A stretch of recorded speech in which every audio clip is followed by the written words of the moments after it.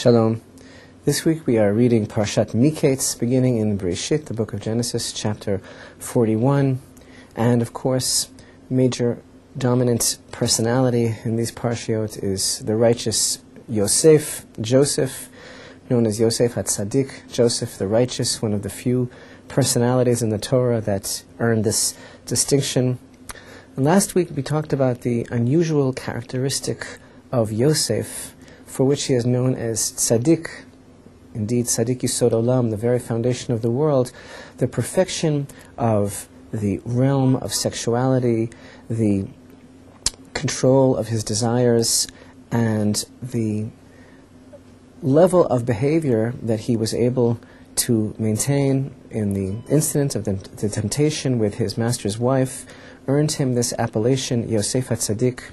Our sages of blessed memory make it very clear that the measure of human consciousness, the measure of how a person can be gauged as whether that person has indeed achieved a level of righteousness, is in this area of conduct, which is a reflection of the inner dimension of a person, how much of our nature is about our own selfishness and how much about our nature is really focused on our place in the universe. This is all one of the mysteries of the concept of who Yosef really was. And one of the things that we really begin to understand now in Parashat Miketz is the connection between this area of human endeavor, the perfection of this aspect of sexual conduct, and its connection to the bounty, the shefa, the influx of divine blessing that God gives to us. Because there is a teaching that our sages have that really God decrees every blessing. He decrees unlimited sustenance and bounty on all of us. But because of our own misdeeds, perhaps because of our own negativity, perhaps because of our own negative energy, we create a force field that withholds that shefa, that blessing, from reaching us. So here in Parashat Miketz, we read about the connection between Yosef and blessing. Literally, we read how Yosef single-handedly was the source of blessing at a time when Egypt, and indeed the whole world, suffered from tremendous lack, from tremendous danger of extinction, starvation. It was Yosef who was able to provide the blessing of food. And indeed, in chapter 41, verse 49, we read that Yosef collected grain like the sand upon the sea, so much that it could not be counted. Later on, when the brothers of Yosef came also to Egypt in order to get sustenance for their households, we read in chapter 42, verse 6, what they encountered, not knowing then that it was Yosef. But the verse is very dramatic. It tells us Yosef was the one who granted satiety, who granted sustenance to the whole land. He was the provider for all of the people, and they all came to Yosef for food. So this is a very powerful statement. Yosef was the provider for everyone.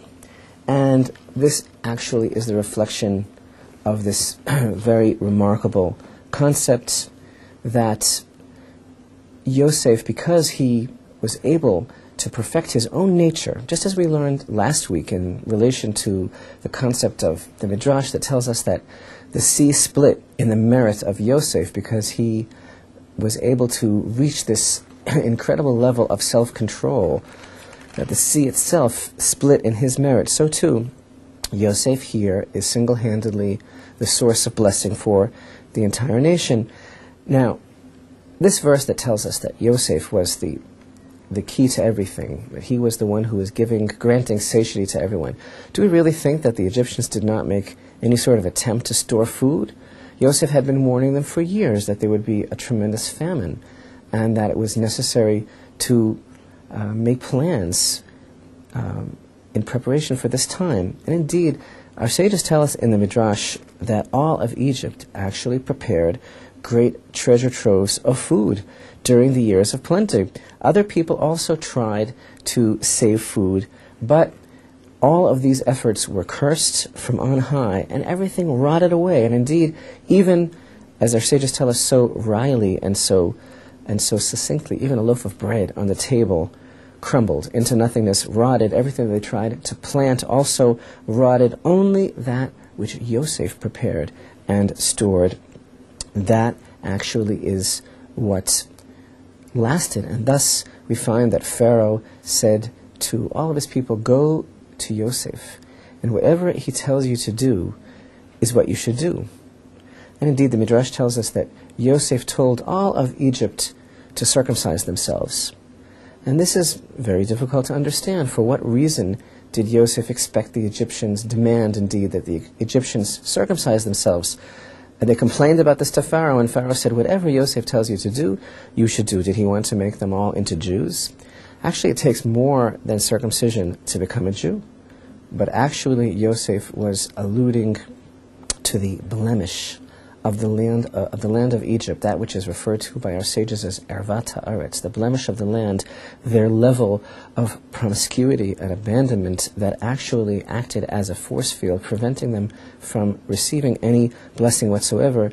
And Yosef actually was attempting to show them that the source of the rot and the source of the decay in their lives was the fact that they were not working on this aspect of their personalities to better reflect the divine image and all that for which humanity was created, and to attempt to elevate man's animal nature. And indeed, we find later in next week's Parsha, when the brothers came and dined with Yosef, that the verse tells us that Yosef restrained himself.